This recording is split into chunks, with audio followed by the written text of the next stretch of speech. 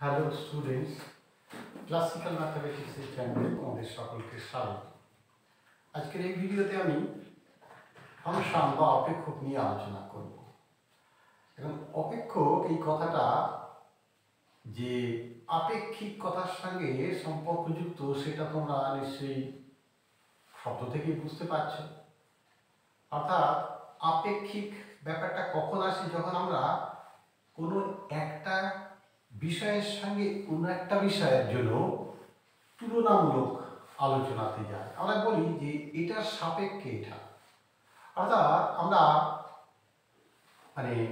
গণিতের জগতে এরকম নানা রকম উদাহরণ দেখাতে পারি যে যেখানে কোনো একটা বিষয়ের সঙ্গে আর একটা বিষয় নির্দিষ্টভাবে সম্পর্কযুক্ত একটা বিষয়ের পরিবর্তনের সঙ্গে সঙ্গে অন্য বিষয়টাও একটা বিশেষ নিয়মে পরিবর্তিত হয়। যেমন আমরা যদি বলি, তোমরা পদার্থবিজ্ঞানে পড়েছ যে যদি কোনো একটা বস্তুকে উপর থেকে ছেড়ে দেওয়া হয় তাহলে সেই বস্তুটা কি হয়, যে সময়ের সঙ্গে বস্তুটার বেগ ক্রমশ বাড়তে থাকে, কারণ সেখানে অভিকর্ষ ত্বরণ কাজ করছে। আবার কি সময়ের সঙ্গে অতিক্রান্ত দূরত্ব বাড়তে থাকে।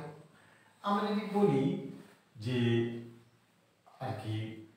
কোনো একটা গাড়ি যদি নির্দিষ্ট বেগে চলে তাহলে আমরা বলতে পারি যে গাড়ি কর্তৃক যে অতিক্রান্ত দূরত্ব সেটা সময়ের সঙ্গে সঙ্গে পরিবর্তিত হয়। নির্দিষ্ট বেগে যদি চলে তাহলে সময়ের সঙ্গে, অর্থাৎ 1 ঘন্টার সময় যদি গাড়িটা 50 কিলোমিটার দূরত্ব অতিক্রম করে তাহলে 2 ঘন্টায় সে 100 কিলোমিটার, 3 ঘন্টায় সে 150 কিলোমিটার দূরত্ব অতিক্রম করবে। অর্থাৎ এখানে দেখো দুটো জিনিসের মধ্যে যেন একটা বিশেষ সম্পর্ক আছে, অর্থাৎ অতিক্রান্ত দূরত্বর সঙ্গে সঙ্গে সময়ের একটা সম্পর্ক আছে। আমরা এক্ষেত্রে বলবো যে এক্ষেত্রে অতিক্রান্ত দূরত্ব সেটা যেন সময়ের একটা অপেক্ষক আমরা বলতে পারি। অপেক্ষককে সাধারণত আগে এভাবেই আলোচনা করা হতো। আমরা যখন পড়েছি তখন এভাবেই আমরা অপেক্ষকের বিষয়বস্তুকে বইয়ে উপস্থিত করতে দেখেছি। কিন্তু বর্তমানে অপেক্ষককে সেট দ্বারা ডিফাইন করা হয় বিশেষ কারণ সেক্ষেত্রে যেন অপেক্ষককে খুব নিখুঁতভাবে সংজ্ঞায়িত করা যায়। তো এখানে গণিতের জগতের এরকম অনেক জিনিস আছে যেগুলো ঠিক সংজ্ঞায়িত করাটা ঠিক যেন ততটা গুরুত্বপূর্ণ নয়, তার চাইতে অনেক বেশি গুরুত্বপূর্ণ যেন সেই জিনিসটা সঠিকভাবে শেখা, যে জিনিসটা কি।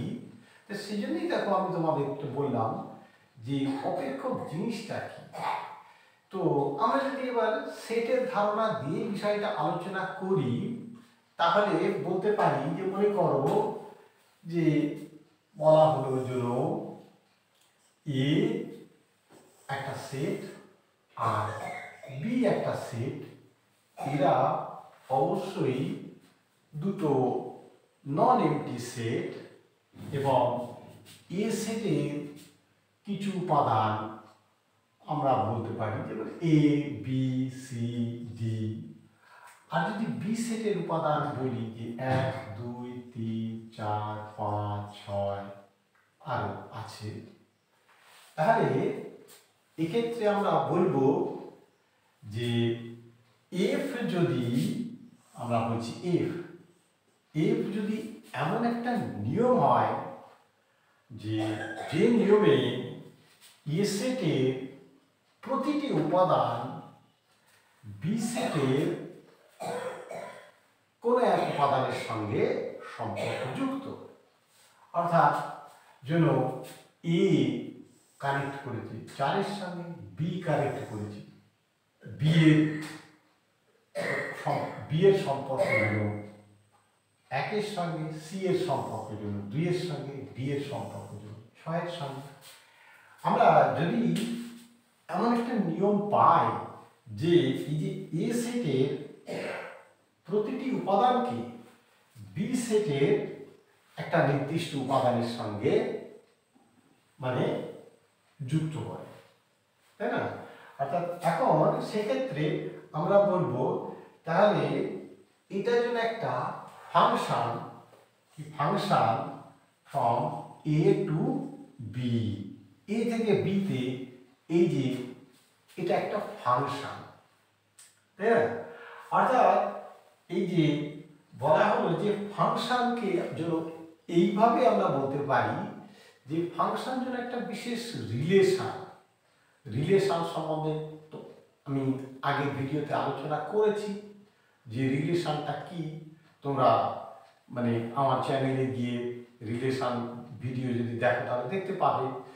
রিলেশন সম্বন্ধে সেখানে আলোচনা করেছি। তো ফাংশন সেটা হচ্ছে একটা বিশেষ ধরনের রিলেশন, যে যে কোনো রিলেশনটাই ফাংশন নয়, যে কোনো একটা রিলেশন কখন ফাংশন হয়ে যাবে যে তার একটা বিশেষ মানে আর কি প্রপার্টি থাকবে, বিশেষ একটা বৈশিষ্ট্য থাকলে তখন আমরা সেই রিলেশনটাকে ফাংশন বলবো। এবং এই যে বললাম যে কোনো একটা বিশেষ নিয়মে যদি এ সেটে প্রতিটি উপাদান সেটা বি সেটের একটা নির্দিষ্ট উপাদানের সঙ্গে যে এই যে বললাম যুক্ত হয়, তাহলে ওই বিশেষ নিয়মটাকে আমরা বলবো ফাংশন। অর্থাৎ আমরা যদি মানে সাধারণভাবে এ সেটের উপাদানগুলোকে এক্স এবং বি সেটের উপাদানগুলোকে ওয়াই দিয়ে বলি, তাহলে আমরা ফাংশনটাকে জন্য লিখতে পারবো Y is equal to function of X. এক্ষেত্রে Y is equal to function of X. এখন দেখো এই যে ফাংশনের ক্ষেত্রে জন্য মানে বিখ্যাত গণিতবিদ ট্রিচম্যান তিনি বলেছিলেন যে ফাংশনটা জন্য কীরকম, যে ফাংশন যেন এমন একটা জিনিস যে আমি যদি এ সেটের কোনো একটা উপাদানকে নির্বাচন করি তাহলে সেই নিয়মে এ সেটের উপাদান থেকে আমি একটা ওই যে ফাংশনের নিয়মে ফাংশনটা যে নিয়মে আমি এ সেটের একটা উপাদানের ইমেজ যদি আমি বি সেটে পাবো, এ সেট থেকে বি সেটে যদি একটা ফাংশন হয়। ঠিক যেমন উদাহরণ দিয়ে তিনি এটাই বলেছিলেন যে আমরা যেমন গম ভাঙার মেশিনে গম ঢেলে দিলে মেশিন থেকে আমরা আটা পেয়ে যাই, হ্যাঁ ঠিক সেরকম এখানের জন্য যে আমি যদি এ সেটের কোনো একটা উপাদানকে ওখানে রাখি তাহলে আমি বি সেটে তার একটা ইমেজ পাবো। সেই জন্যে এ সেটের উপাদানগুলোকে বলা হয় প্রি ইমেজ এবং এই বি সেটের উপাদানগুলো সেগুলো হচ্ছে এই জন্য তার ইমেজ। এখন এটাকে এ সেটকে যদি আমি ওই ফাংশনের এ সেটটাকে যদি ওই ফাংশনের ডোমেইন বলি তাহলে অবশ্যই বি সেটটাকে বলবো ওই আর কি বি সেটের যে উপাদানগুলো আর কি এ সেটের উপাদানগুলোর ইমেজ তার যে সংকলন যদি আমি নিই তাহলে সেটাকে আমরা বলবো যে মানে আর কি রেঞ্জ, সেটাকে আমরা বলবো রেঞ্জ, ডোমেইন এবং রেঞ্জ। হ্যাঁ, ডোমেইন এবং রেঞ্জ। তো ফাংশনের দেখো আমি বললাম যে ওয়াই এক্স এর একটা ফাংশন, হ্যাঁ তাহলে ওয়াই হলো ফাংশন অফ এক্স। এটাকে সহজভাবে তোমরা যে ফাংশন হিসাবে না জানলেও তোমরা অসংখ্য ফাংশনের সঙ্গে তোমাদের পরিচয় হয়েছে। যেমন যদি বলি যে ওয়াই ইজ ইকুয়াল টু, যদি এটা আমি লিখি যে Y is equal to 2x plus 3, তাহলে কি এটা অবশ্যই ওয়াই হচ্ছে একটা ওয়াই এখানে এক্স এর একটা ফাংশন, কারণ এক্স এর যে কোনো বাস্তব মানের জন্য এখানে দেখো যে এক্স এর যে কোনো বাস্তব মানের জন্য ওয়াই এর আমি একটা মান পাবো। এক্স এর মান যদি আমি 1 লিখি এইভাবে, তোমরা দেখো ক্লাস 9-এ তোমরা ক্লাস 9-10-এ তোমরা গ্রাফ শিখেছো, সরলরেখা যে গ্রাফ, এইখানে যদি এটা অবশ্যই একটা সরলরেখার সমীকরণ। এক্স এর মান যদি আমি 1 লিখি তাহলে ওয়াই এর মান হয়ে যাবে 5, এক্স এর মান যদি 2 লিখি 2 × 4 = 7, ওয়াই এর মান হবে 7, এক্স এর মান যদি -1 রাখি তাহলে y এর মান হয়ে যাবে 1। তাহলে এরকম যদি আরো আমরা রাখি তাহলে দেখো x এর যে কোনো বাস্তব মানের জন্য আমরা y এর ঠিক একটা বাস্তব মান পাচ্ছি, অর্থাৎ এটা এক্ষেত্রে অবশ্যই আর কি y x এর একটা অপেক্ষক, তাই না? y x এর একটা অপেক্ষক। তো এখন আমরা অপেক্ষকের শ্রেণীবিভাগ নিয়ে এই ভিডিওতে আলোচনা করব না, সেই সংক্রান্ত আলোচনা আমরা পরে করব। আজকে দেখো যে অপেক্ষক জিনিসটা কি, আজকের এই ভিডিওতে অপেক্ষক জিনিসটা কি সেটা যেন সহজ করে তোমাদের এই ভিডিওতে আমি একটু দেখাতে চাইছি। যে y যদি x এর একটা অপেক্ষক হয় তাহলে আমরা লিখি y ফাংশন অফ x। এখন আমরা এই যে অপেক্ষক, নানা ধরনের অপেক্ষক আমরা পাব। এখানে দেখো আমরা নানা ধরনের অপেক্ষক পাব এবং কলনবিদ্যায় বিভিন্ন ধরনের অপেক্ষক, সেই অপেক্ষকের সীমাস্থ মান বা লিমিটিং ভ্যালু বা অপেক্ষকের ডেরিভেটিভ, অপেক্ষকের মানে সমাকলন, হ্যাঁ, এই সমস্ত অর্থাৎ ইন্টিগ্রেশন, সেইগুলো তোমাদের শিখতে হবে। সেই জন্য তোমাদের অপেক্ষকের সঙ্গে পরিচয় হওয়াটা খুবই দরকার। এখন কি যে বিভিন্ন ধরনের অপেক্ষক তোমরা অপেক্ষক সম্পর্কে তোমরা জানবে। যদি আমি এখানে লিখলাম যে y = 2x² + 3x + 4, অবশ্যই এটাও একটা অপেক্ষক। এটাকে আমরা বলবো যে অ্যালজেব্রিক ফাংশন বা বীজগণিতীয় অপেক্ষক। কোনো অপেক্ষককে যদি আমরা লিখি যে f of x = যদি লিখি 2x + 5/3x + 4, আমরা এটাকে বলি এটার জন্য মানে রেশনাল ফাংশন, এইভাবে আমরা ডিফাইন করি যে এটা একটা মানে রেশনাল ফাংশন। আবার যদি আমি লিখি যে y = sin x, তাহলে কি হলো, এটা একটা ট্রিগোনোমেট্রিক ফাংশন। আমি যদি লিখি যে y = cos ইনভার্স x, তাহলে এটা কি মানে ইনভার্স সার্কুলার ফাংশন বলা হবে। আমি যদি লিখি যে y = log of x, তাহলে এটা হলো লগারিদমিক ফাংশন, তাই না? আমি যদি লিখি y = e⁻x, এটা এক্সপোনেনশিয়াল ফাংশন, তাই না?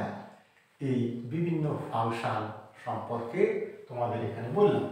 এখন দেখো তোমরা হয়তো লগারিদমিক ফাংশন বা ট্রিগোনোমেট্রিক ফাংশন, বীজগণিতিক ফাংশন, ইনভার্স সার্কুলার ফাংশন বা রেশনাল ফাংশন বা আরো নানা ধরনের ফাংশন সম্পর্কে জেনেছো।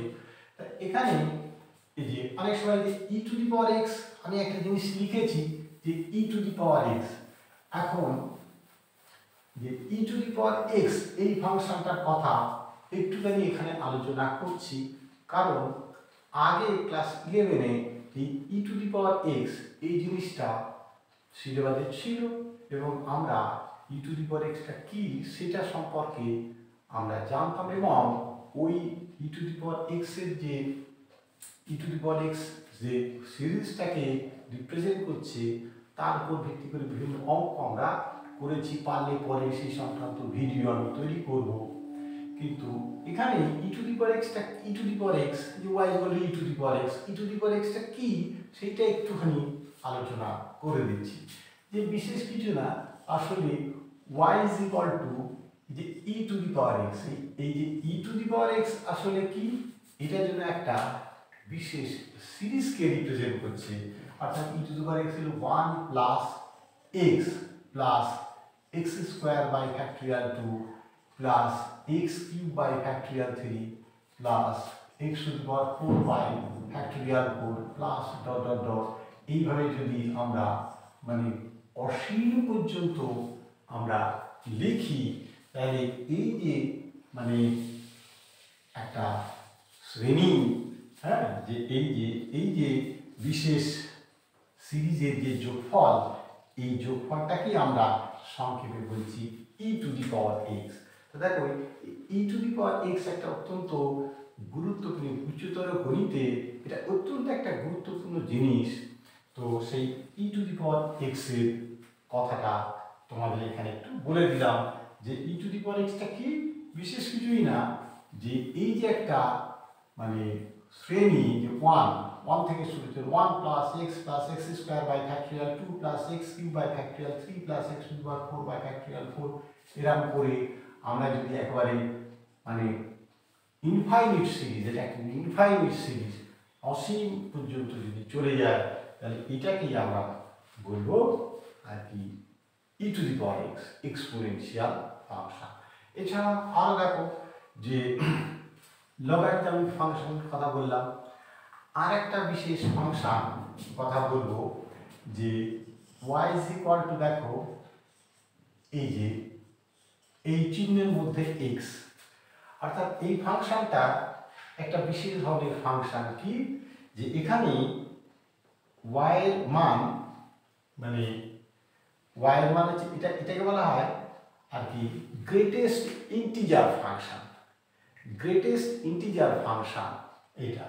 তা এখানে জিনিসটা কি দেখো, এই ফাংশনটাও তোমাদের এখানে একটু দেখাচ্ছি, গ্রেটেস্ট ইন্টিজার ফাংশন কি, অর্থাৎ x এর ভ্যালু আমরা যে কোনো ভগ্নাংশ ধরতে পারি, x এর ভ্যালু ভগ্নাংশ ধরা যেতে পারে, কিন্তু y এর ভ্যালুটা অবশ্যই হবে সর্বদা ইন্টিজার, কিন্তু সেই ইন্টিজারটা নট গ্রেটার দ্যান x।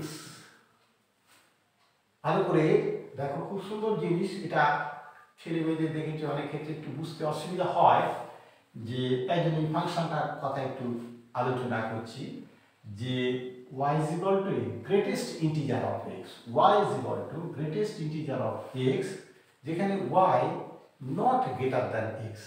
তার মানে কিরকম দেখো, যে যদি আমরা লেখচিত্রের সাহায্যে দেখাই তাহলে তোমাদের সুবিধা হবে যে গ্রেটেস্ট ইন্টিজার ফাংশন জিনিসটা কিরকম। এটা যদি x ও x', y ও y', এরা যদি মানে পরস্পরচ্ছেদী দুটো অক্ষম ধরলাম, তাহলে আমরা এটা ধরলাম 1 1 2 3 4 -1 -2 -3 -4, এরকম x ও x', এটা y ও y'। তাহলে দেখো, যেখানে যদি আমি এরকম ভাবে কিছু মান তালিকাবদ্ধ করি, তাহলে তোমাদের বোঝাতে সুবিধা হবে বলে আমি এখানে এরকম একটা তালিকা দেখাবো। তো দেখো জিনিসটা কিরকম, যে গ্রেটেস্ট ইন্টিজার অফ মানে x, তাহলে x এর মান যদি আমি লিখি মনে করো 0.1, তাহলে দেখো x এর মান আমি লিখলাম 0.1, তাহলে দেখো তুমি বুঝতে পারবে x এর মান যদি 0.1 হয়, তাহলে y কে কিন্তু তোমাকে 0 ধরতে হবে। কারণ কি বলেছি, যে yটা হচ্ছে কি greatest integer of x not greater than x। হ্যাঁ, অর্থাৎ কিন্তু x এর চাইতে বড় হবে না, অথচ ইন্টিজার হবে।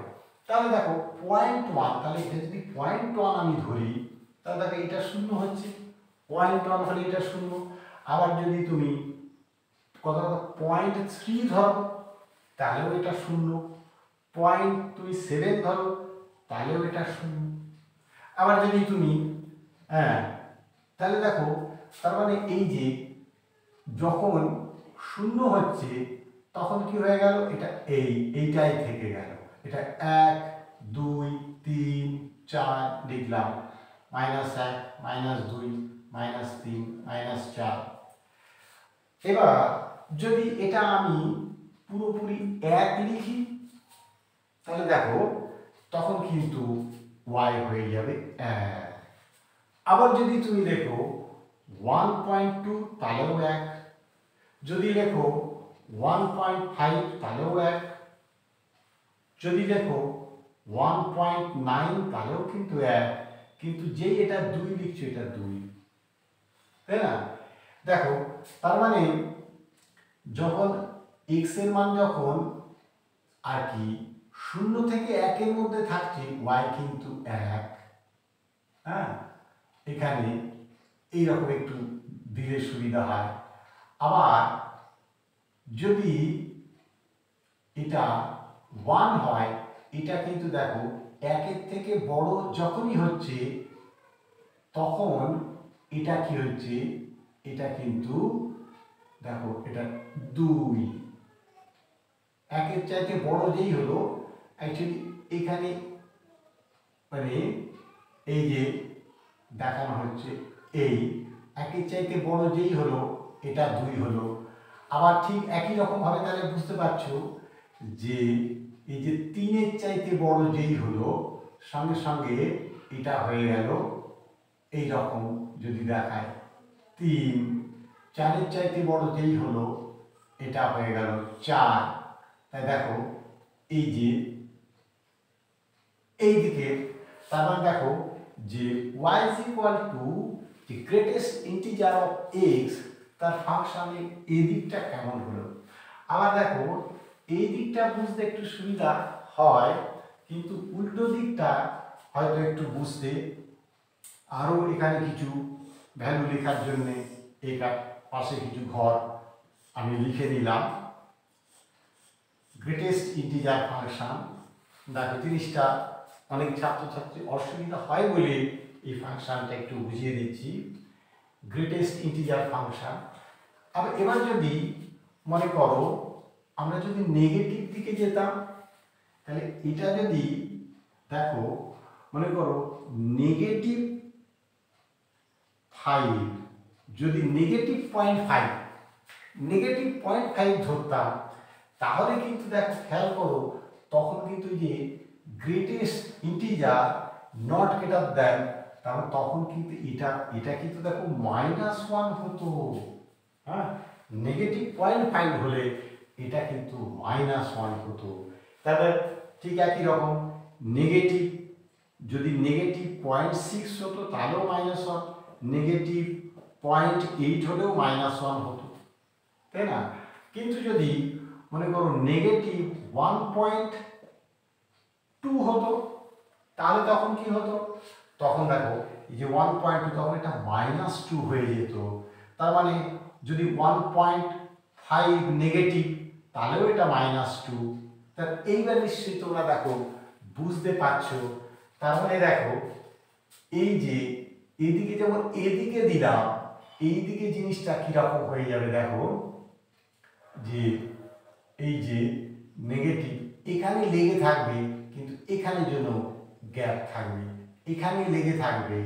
এই যে ফাংশনটা তোমরা নিশ্চয়ই এবার বুঝতে পারছো যে এই এই এখানে একটু এরকম গ্যাপ দিলাম, এই ওপরে এই এখানে গ্যাপ দিলাম, এই দেখো এই যে সরি একটা জিনিস ভুল করে ফেলেছি, এটা নিচের দিকে হবে, সরি আমি একটু চট করে ভুল করে ফেলেছি। এটা অবশ্যই দেখো মাইনাস, কারণ এগুলো সবই মাইনাস, এটাও মাইনাস এটাও মাইনাস, তোমরা বুঝতেই পারছো। এটা জাস্ট মানে সিলি মিস্টেক যাকে বলে। অর্থাৎ এই যে এখানে হয়ে গেল এইখানে গ্যাপ, তাই না? এবার এখান থেকে এইখানে একটু এরকম ভাবে দিলাম এই, এবার নিচে এদিক থেকে এই, এটা আর একটু বড় করে দিলেই ভালো হয়, -2 এই এই এই এই আর কি, এই বুঝতেই পারছো এই এই হয়ে গেল। তা দেখো এই যে গ্রেটেস্ট ইন্টিজার ফাংশন, এইটা জিনিসটা তোমাদের বললাম। আর একটা ছোট্ট জিনিস বলে আজকের ভিডিও শেষ করব। তাহলে গ্রেটেস্ট ইন্টিজার ফাংশনটা নিশ্চয়ই তোমরা বুঝতে পারলে। এরপরে দেখো চলে যায় আর একটা জিনিস, যে মড এক্সের ব্যাপারটা। অনেক যে যে আমি যদি লিখি যে y is equal to mod of x, এটা একটা ফাংশন।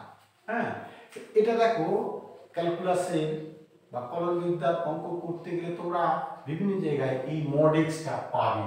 তাহলে mod x, তাহলে y is equal to mod x, এটা এই জিনিসটা কি? তাহলে দেখো আমরা লিখি যে y is equal to mod x এর অর্থটা কি, এটাকে কি ডিফাইন করছে, সেটা হচ্ছে y is equal to x যখন যখন x greater than 0 is equal to 0 যখন x equal to 0 is equal to minus x যখন x less than 0। তা দেখো এখানে জিনিসটা হয়তো খুব সহজ, কিন্তু আমি লক্ষ্য করে দেখেছি কোনো কোনো ছাত্র একটু বুঝতে অসুবিধা হয়ে যায় যে কেন এইরকম ভাবে এই যে ফাংশনটাকে আমরা এইভাবে এক্সপ্লেন করলাম কেন, সেটা কখনো কখনো বুঝতে একটু অসুবিধা হয়। তাই জন্য আমি একটু বুঝিয়ে দিচ্ছি যে কারণ সব ছাত্রের তো আর ব্রেন সমান হয় না, সবাই যে একেবারে ঝটপট সব কিছু শিখে যায় তা না। কাউকে একটু ভালো করে বুঝিয়ে দিলে হয়তো শিখতে পারে, কেউ হয়তো নিজে নিজেই চটপট শিখে যায়, তাদের কারো সাহায্যেরও দরকার হয় না, সেটাও আমরা দেখেছি। তো সেই জন্য দুর্বল ছাত্রদেরকেই সাধারণত একটু সাহায্য করলে ভালো হয়। তো সেই জন্য দেখো বলেছি যে y is equal to x, যে y is equal to mod x মানে কি, y is equal to mod x, এটাও জন্য মানে yটা x এর একটা ফাংশন। তাহলে আমি কি লিখেছি, y is equal to x যখন x greater than 0।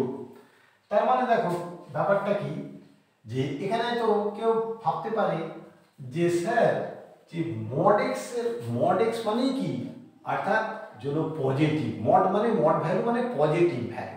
তাহলে আপনি এখানে নেগেটিভ চিহ্ন দিয়েছেন, এই জায়গাটায় আমি দেখেছি ছাত্রছাত্রীদের একটু বুঝতে অসুবিধা হয়, ওই জন্যই বুঝিয়ে দিতে চাইছি যে আপনি এখানে মাইনাস, তাহলে মাইনাস কেন দিলেন, মাইনাস চিহ্ন কেন দিলেন।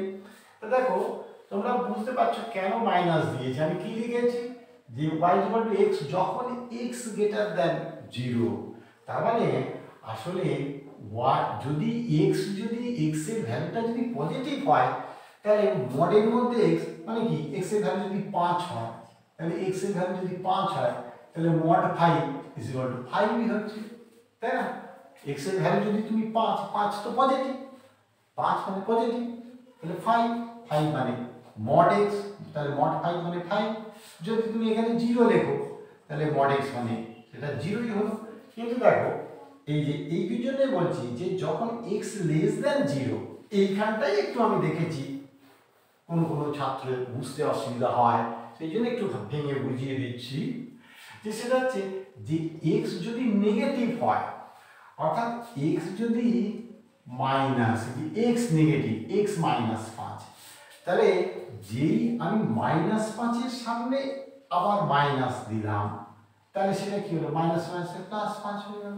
সেই জন্যই দেখো তার মানে কি যে y is equal to mod x, তাহলে mod of minus 5 মানে সেটা কি প্লাস 5ই লিখলাম। তাহলে প্লাস 5টা কি করে হলো, যে নেগেটিভের নেগেটিভ হলে তবে প্লাস 5 হবে, তাই না?